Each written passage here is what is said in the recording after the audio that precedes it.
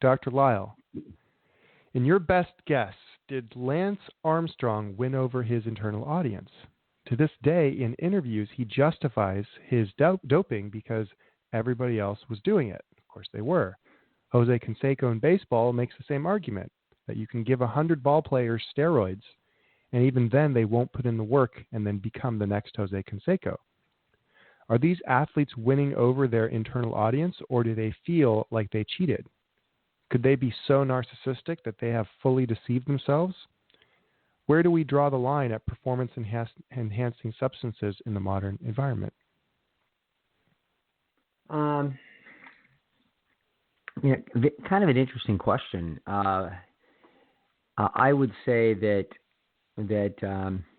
each of these people are individuals, and they've each got their own individual process that they're going through.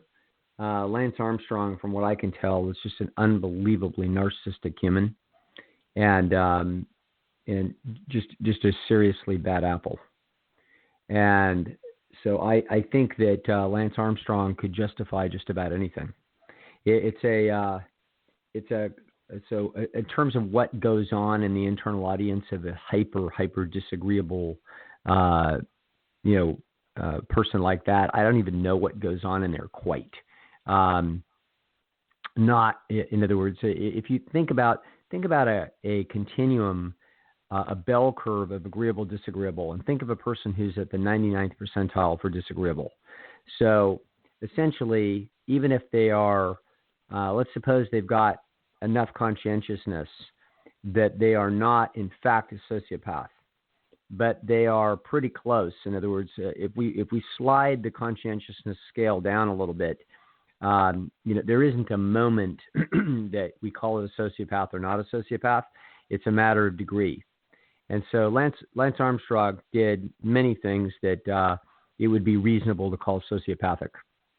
And so it's clearly a haywire human that would not have lived in the Stone Age. In other words, he would have been the good old boy network in the Stone Age environment would have watched his nasty behavior, and they would have eventually taken him out. So that's why disagreeable behavior at that level is not typically, it's not typical of human beings at this point in time. Now, undoubtedly, it was more typical of them 500,000 years ago. So essentially, us against them, me against you, no, minimum of cooperation and just egregious self-interest.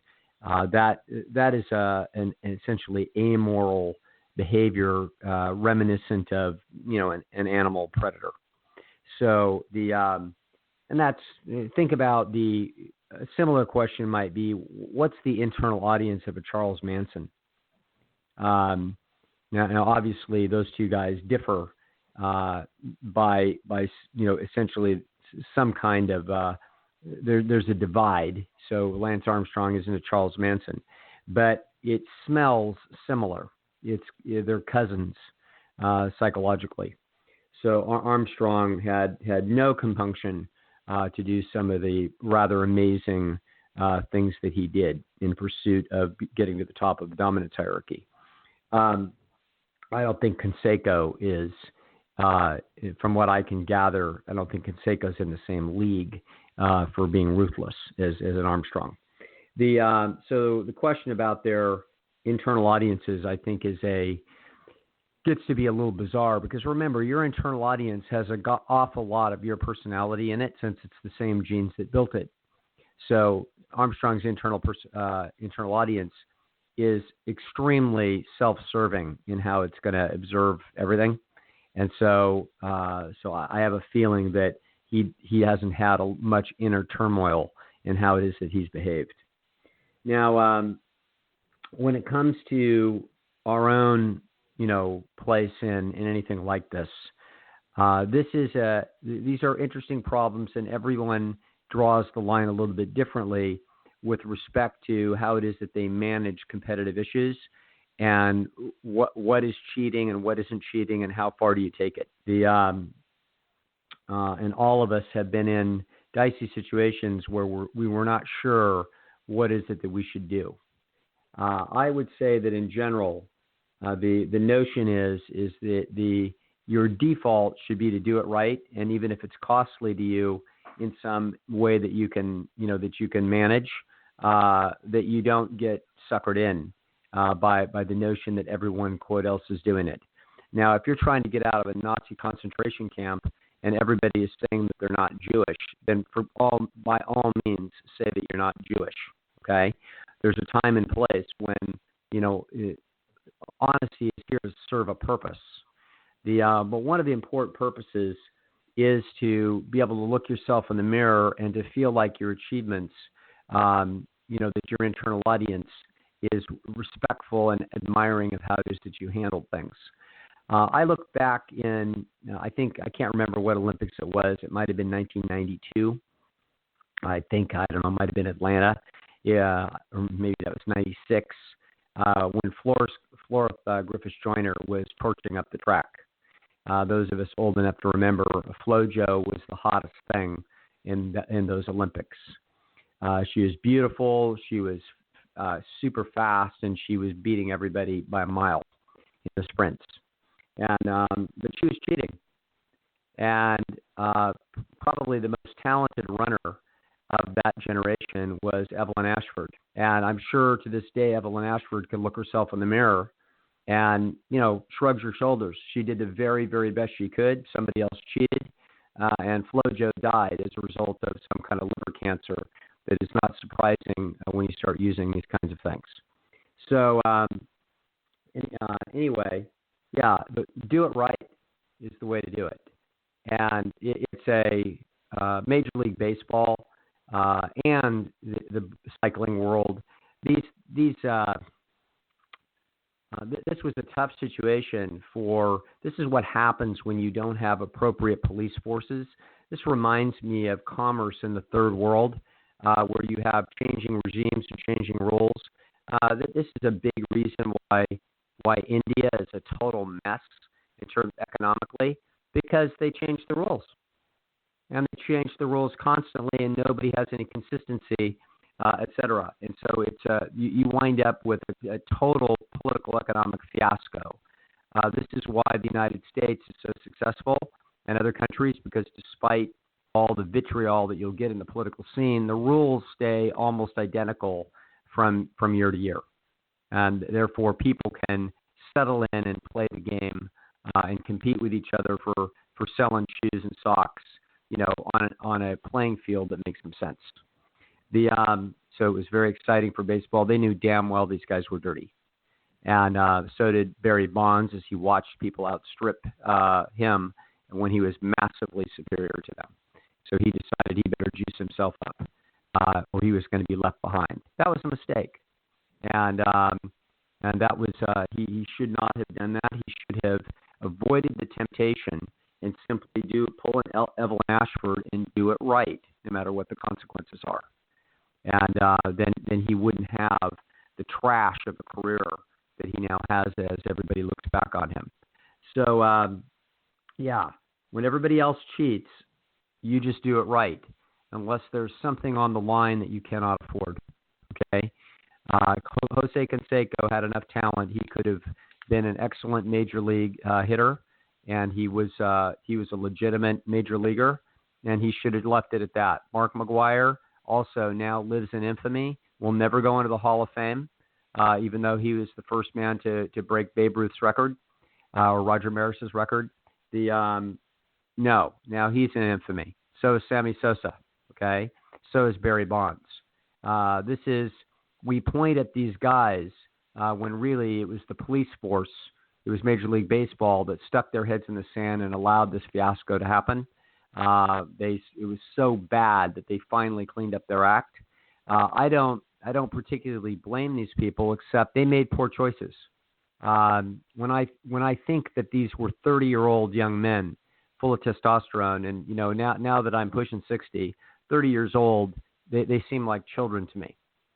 They're grown men and they're making grown man decisions, but they're not very grown up, and they're not very smart, and they're not very wise, and they're under a phenomenal amount of pressure, and they make mistakes.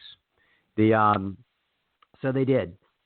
and they have to live with those consequences. But for us, I would say that in general, as you look at your world, whenever you're in these situations, play it straight, and unless there's something outrageously important that you cannot live without reasonably, and everyone else, quote, is cheating, then you have to weigh that cost benefit. Let's hope that you're never in those circumstances. Excellent, Dr. Lisle. Now, my position has always been that if they're going to make steroids illegal for athletes, they should make Photoshop illegal for models. What do you think about that? Now that's interesting. I had never thought about that. I don't think I think quite the same, but that's all right. On we go. Well, okay. Yeah, I was just, that's a joke, honestly. I'm agreeing with you.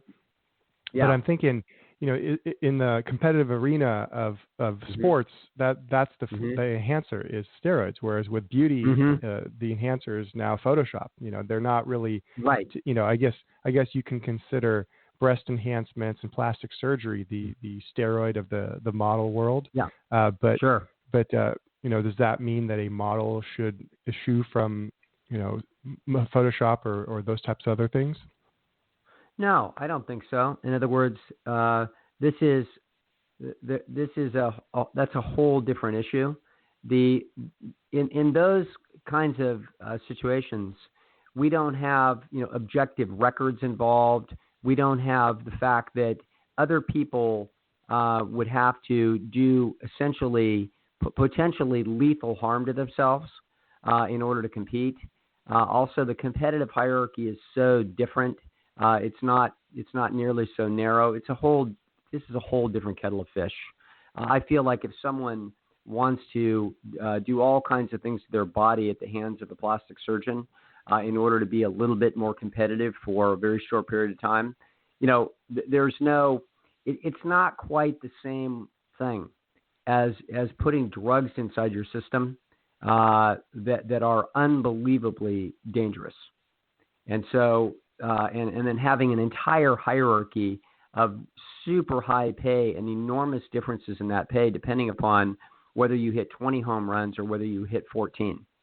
And that models don't face that. And Photoshop certainly isn't doing anybody any harm other than the competitive periodical or website that's trying to get more eyeballs on the thing. So nobody's being harmed by that other than we're living in a silly world of supernormal stimuli. But that's not a crisis. And it's not even a crisis when some model, or any other individual has a bunch of plastic surgery. This is a very private thing that isn't directly causing another individual to wind up being in an impossible competitive situation. That's not what's happening there. That's a personal decision about what that specific individual wants to do, and it's guaranteeing them nothing. Whereas when you have a closed system of elite athletes competing for huge contracts, lifetime-changing monetary issues, and the differences it is clear that the differences the differences in performance-enhancing drugs can make a huge difference in a person's monetary. The difference between not being in the major leagues and making $10 million a year. There is no plastic surgery or drug or anything else that any model could ever take that would have that kind of an impact. And so, anyway, the whole thing is, I see there's superficial similarities, but it's not even close to the same contest and same issues. These performance-enhancing drugs, I think, are, I haven't seen the data on this, but I fully expect that they have pretty radical, major long-term consequences for many people. And so to have a system set up where we are aware that these self-damaging products are definitely useful in the competitive sphere, and we put people in a position that if they don't use them, that are a competitive disadvantage for these elite spots, I think that's a huge mistake. And I don't think it's the same game as whether or not you take a chance on a plastic surgeon. I think it's quite different. Oh, that makes sense. That makes sense. With a internal audience of a model who say got rich and famous from using Yeah. a lot of these, would Yeah. her internal audience be as impressed with herself? Do you think? Oh, God knows what goes on there. I mean, Mm-hmm. yeah, I think that's such a highly individual thing. Mm-hmm. I think that is a bizarre and difficult business to be in. Obviously, it's generally short term, short run, very young people. The ultimate of superficiality and subjectivity. This is not parking a bunch of home runs over the fence. This is, you getting picked and 177 other women that are equally attractive to you not getting picked, and you getting a big contract and none of them getting anything. That's so. Who the hell is going to take their chances on some plastic surgeon, going after your eyebrows with that? Good luck to you. How the hell do you know that that's going to make a difference? So this is that's more like, those are lottery tickets and spinning the wheel. And bizarre. Anyway, so yeah, I don't know about the internal audience of models. I don't think it would.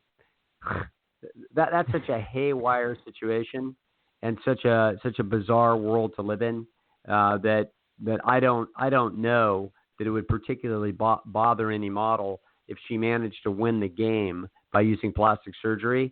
I don't think the notion is that you're supposed to win it fair. I think that's the ultimate of the Oakland Raiders. Just win, baby. Whoever you have to sleep with and however you have to sleep with them, that's how you get that job. Fantastic. All right. Our next question, Dr. Lisle. I teach workshops and give speeches at my job. And even though I've done it for 20 years, I still spend way too much energy. I'm always well prepared and I get 95% positive feedback. I know I'm a good teacher and I should feel safe, but why on earth does my nervous system overreact as if I was in danger?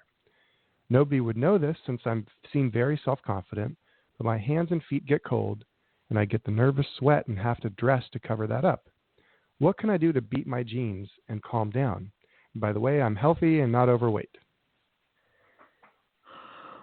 Well, let's back the camera up and look at this thing from the 10,000-foot view.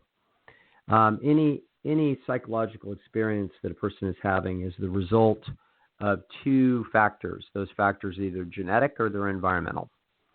So, in fact, what they are is they are environmental inputs acting on genetically built neural circuits. So, a highly anxious presenter has two factors that could be the result in the unpleasant process. One of them is genetic. In other words, they're just simply super conscientious, high-strung, and therefore have a lot of anxiety, and particularly in that particular circumstance of presenting, which is generally a highly anxious thing for most people. The other issue could be environmental. So let's look at what I mean by environmental. I mean we already know we've got a nervous system that is high-strung in this regard. This is obvious. So if the person has been doing this for a long time, and they have a great deal of evidence that they're competent and they're not going to lay an egg, and they are well prepared consistently, then we already know we've got a hyper-conscientious nervous system that sits on a great deal of anxiety. So the question is, what can we do? We can't change that nervous system. The genes are off the table. And we already know that the genes are fundamentally responsible for what we are observing. So the question is, can we do something to the environmental inputs that would impact how this nervous system would be reacting? Now, the first thing, so the person reasonably is saying, hey, I'm a really good presenter. I do it over and over again. I keep getting good results. Why the hell am I so anxious? And what can I do about it?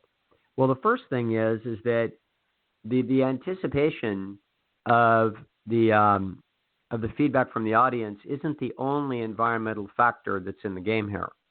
What's in the game also is the person's finances.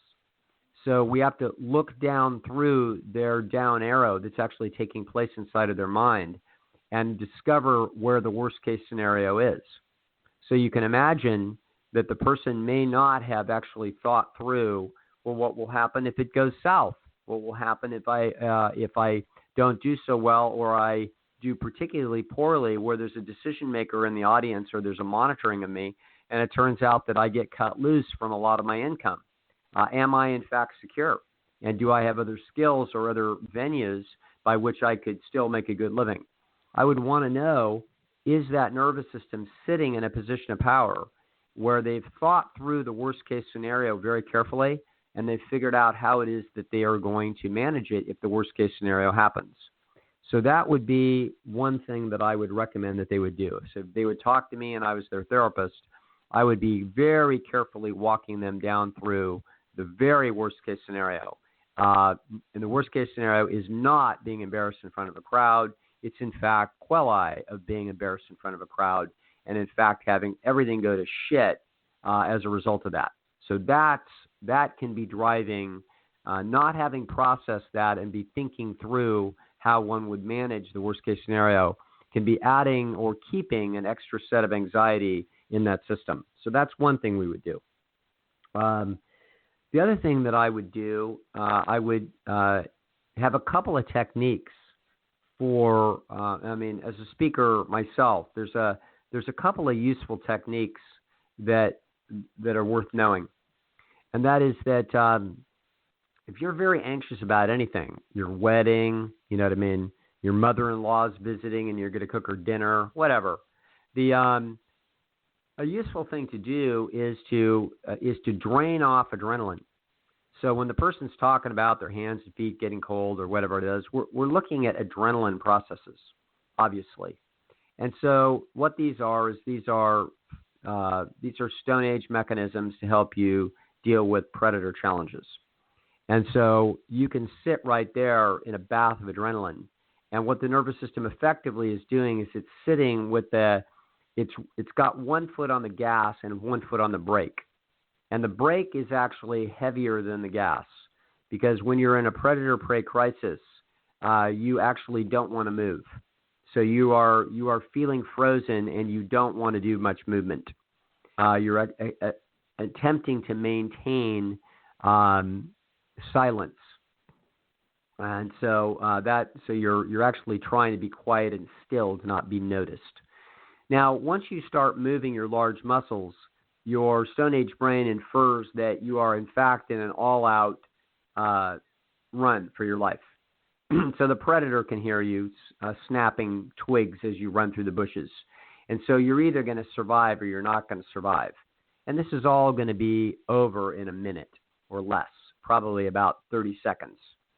So what I would recommend a speaker to do is to get themselves in a position before they speak where they jog in place. And they jog in place repeatedly, and in fact give themselves a good workout for about 10 or 15 minutes.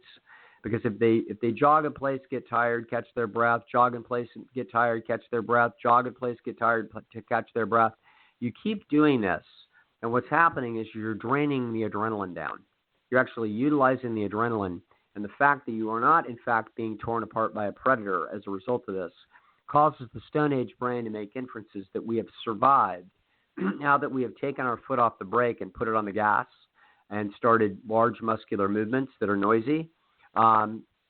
We now are aware that we have survived the crisis. And when you've survived the crisis, the adrenaline starts to get dialed down.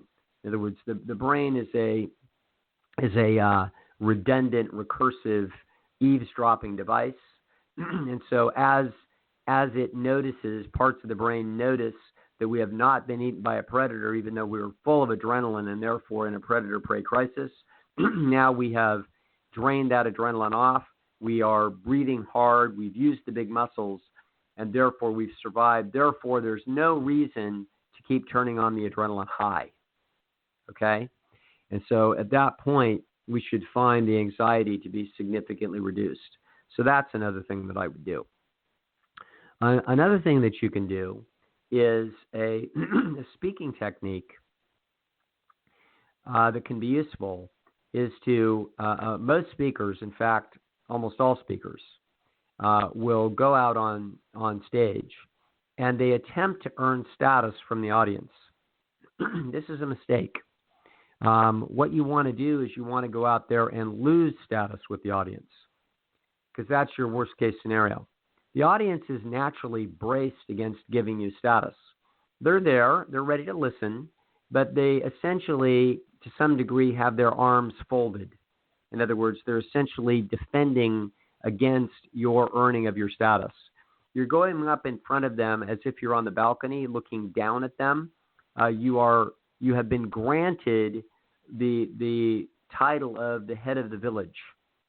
And there can be moderate resentment in the unconscious processes of the audience, certainly in many members of the audience about this. So what we want to do is we want to diffuse this as quickly as possible. So one of the smart things that you can do is to begin any presentation with a self-effacing process. So you think through what that self-effacing process can be. So you can look at the work that I do. If you look at my little 17-minute TED Talk that I do on the pleasure trap, I always come out with an opening where I am self-effacing. That's not an accident. That's a very careful part of speaking that basically causes the entire audience to say, all right, this guy's not full of himself. He's not declaring himself the top man in the room. He's not declaring himself that he should be the head of the balcony. He's totally cool, and he doesn't see himself as above us. That is the plan. And so if you use that plan, if you organize a way to do it, is foolproof. It cannot miss. That's because it is, in fact, the source code. It's getting down into the source code of the problem. The problem is with an audience, do they feel like, do they like you? Well, if they feel like you're above them talking down, that's your biggest threat. That's where it goes wrong. So instead, what we're going to do is we're going to make damn sure that we don't come across with that. Now, if you're a good speaker and a good presenter, and you do not come across as full of yourself, you're going to be fine. And this person's been fine their whole career. And that's because they have not screwed it up. But we can actually do one notch better than that. So you've gone up there and done excellent presentations because you're well prepared, and people, concede after 5 or 10 minutes that, yeah, you deserve the balcony, and okay, it's all fine, and this person's a good speaker, and okay, it's fine. But you might live with the anxiety of not being sure that it's going to work. Okay? Whereas if you have a technique of self-effacing process in the first minute, you will soon find out that it always works. And it always works better than anything else that you can do. And that tells you that you're speaking right to the source code of the audience, that they are relieved that you are not full of yourself. Okay? And so now you can instantly get that feeling. That's what we call rapport. Okay? So that's something for this person to consider, and just for anybody out there that ever does presentations in general, that's a useful thing to know about what's going on between performer and audience. Finally, a thing that I would say that occurs to me is this person saying that they over-prepare. So, of course they do. They're a hyper-conscientious nutcase, and so they're over-preparing. So one of the things that we can do is we can run a series of experiments. And the series of experiments would be to essentially plan to prepare, 10% less. And we're going to do that a few times. And we're going to see whether or not it costs us anything. And then we're going to prepare 10% less after that. And we're going to, if a person gives a lot of presentations, if this is a consistent thing they do for a career, we can walk this down to where we learn by experience that, in fact, we can spend half the time preparing that we're preparing, and we're going to be fine. But we don't take a big chance. Never make a big decision when a small decision will do. make a 10% difference first and then walk it down. And we might find that, 6 months from now, we're doing half as much prepping, but we've convinced ourselves in a process of successive approximation experiments that we're fine. So those are the ideas that I would give this person, and hopefully some of them, those ideas will be useful for them and useful for others. Dr. Lisle, that's fantastic. I love that. I have shared many of those tips with other people with your talk on the pleasure trap, and I always wondered too if when you come out you kind of rub your hand, and I wonder if that's also a technique. When I'm sounding like a stalker here, I've paid attention to every little detail. I always wondered if that was on purpose. It's part of my goofy personality. But I'm actually intending to show people that I'm goofy, okay? And I am goofy, and so I want them to know that I'm goofy, and so that in doing so, that's part of an honest presentation. But look, I'm not up here to talk down. I'm just a goofy guy, but I got some ideas to share with you, and that's where we go with that. Yeah, but the rubbing my hands, that's right. I forgot about that. That's not an intentional thing. That's just goofus. Okay. All right. Our next question is a very peculiar question by a listener of ours who enjoys running evolutionary psychology experiments in his life. So Dr. Lisle, one thing that baffles me is when I tell my girlfriends, it gets plural, when I tell my girlfriends that I love them, kiss them, hug them, and do other displays of affection, their response degrades to rather cold within days. They rarely spontaneously reciprocate physical affection. Yet, if I turn cold for a few days and have the "you are like dirt" mentality, then suddenly I get hugs, kisses, sexual massages, and other displays of affection. I'm rougher in bed as well, doing what I want with little regard for whether she enjoys it. It does not make sense, but these women liven up in bed as well and actually tell me that they like it more. How do I balance displays of affection to a woman without eliciting this kind of cold, "you value me so I'm better than you" type of response? I'd like a positive esteem dynamic both ways. It's almost like I lose both ways, either to cold responses or to the bitterness I have to cultivate to pull this off.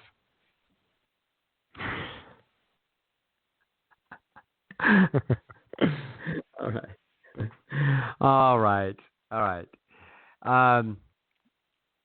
This reminds me of things that you'll hear from time to time. You say, "Gosh, people from Atlanta, they're like this. They always like this, and this is how they are." Or people from Boston, this is how they are.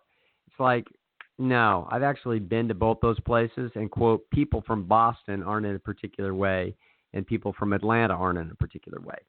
There are, got different accents, and maybe some mild cultural differences that you can pick up on, but the effect sizes are tiny compared to the individual variation within the people, but within the individuals. So there's a hell of a lot more variation between 30 people in Boston than there are in the personalities of the different sectors of the United States generally. I.e., people from LA aren't any particular way. There's 8 million or 10 million individuals, and they're all different. Now, so this is an example of an overgeneralization. So the individual has a small n. He's probably talking about less than 3 people. And he has not actually observed over the course of, quote, a set of experiments of 20 of these people. He has not, in fact, observed a correlation coefficient at all. He's observed probably in a single individual a process that has puzzled him, and therefore the answer is in the specific personality of the individual that's on the other end of this, not on a general process of human females in relationships. Okay? So I think we can back up the camera and really see what the question is. Is it true that if you treat females like shit and are completely unresponsive and don't care about what their sexual results are when you're having sex with them and you're essentially an ass, that they are super affectionate and love you more. Answer, not true. Okay? That is not a universal characteristic feature of the female brain. Now, could it be characteristic of an individual female in a particular ecological context? Yes, it could be. So, for example, if a female is not so sure that the guy's really that worth it, that he's maybe not cool enough for her, and then maybe, and she's got a particular personality that likes people that are rougher and rougher edge and more disagreeable, and this guy's on the line for being too agreeable, and now he starts acting disagreeable, it now makes her feel like she's in better circumstances and she's all into it. Of course, very possible. This is the individual differences in female psychology. So the same thing could be true. Let's turn the camera around and let's see what it looks like from the other end. So let's suppose there's a bunch of men, and these guys are individually different. And a female is asking the question. Like, one guy wants to be tied up and whipped. Okay, another guy wants to pretend that he's the Sultan, and you're serving him. Look at how different they are.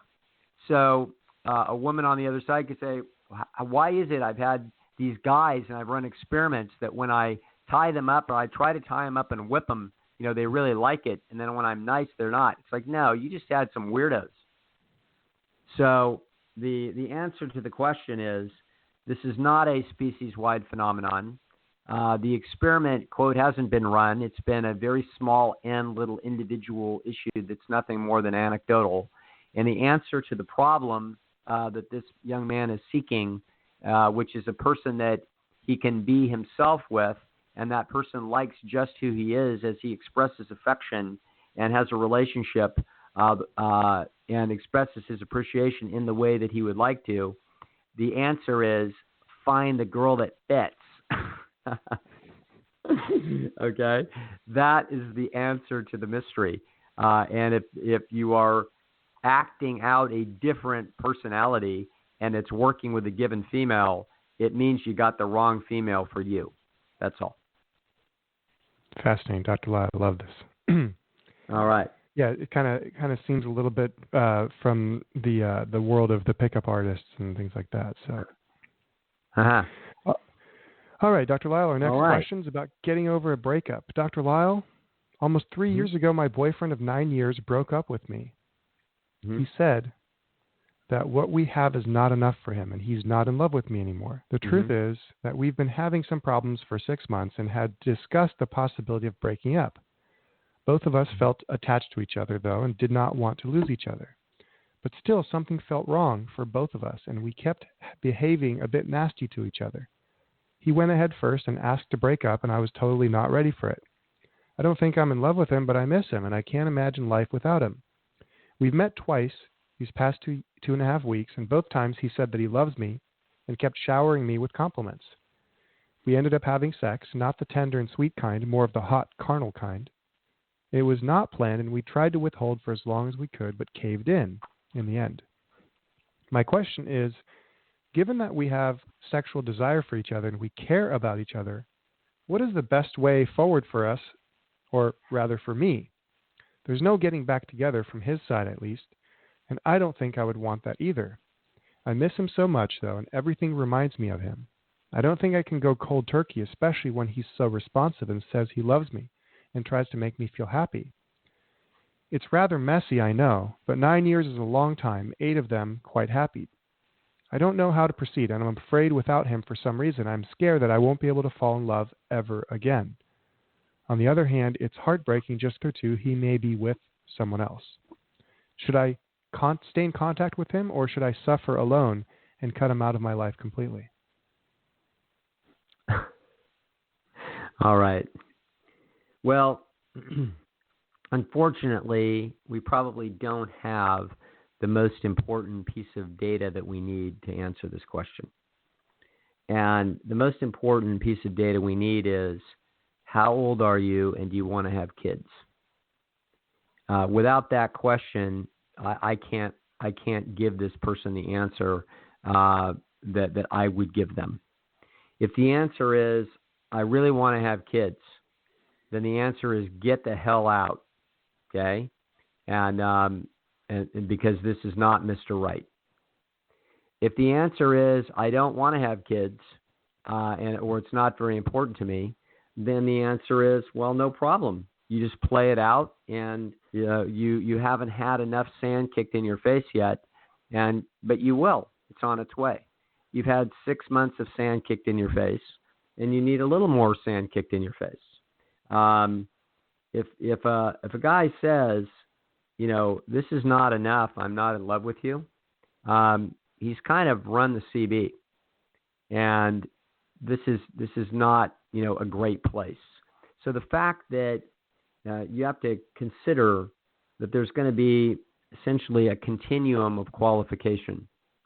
So it isn't that you qualify or don't qualify. You clearly qualify for casual mating strategy. So, but the question is, do you qualify for him to be at peace with the concept of pair bond strategy, i.e., that you're the best deal that he thinks he's going to get in the intermediate to long-term future? And the answer is no, that's not what he thinks right now. So kind of what you are is a casual mating strategy / plan B. Now, that's a hard place to be if you're a female and a woman. And so this is, and I would again say that nobody can, this is sort of a right brain problem. We're not going to analyze this and sell you on a solution to a right brain problem. You're going to feel your way to this one. And you've got some more feeling to do. But the handwriting's on the wall, and I think that these things sort of settle themselves in the long run, meaning the next few months.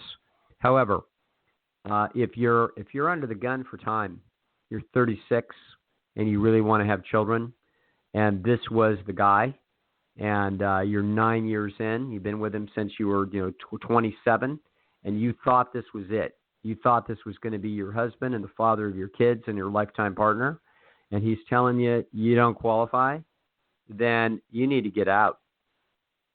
Okay, that's what I would recommend that you do. But it depends upon how important those goals are to you.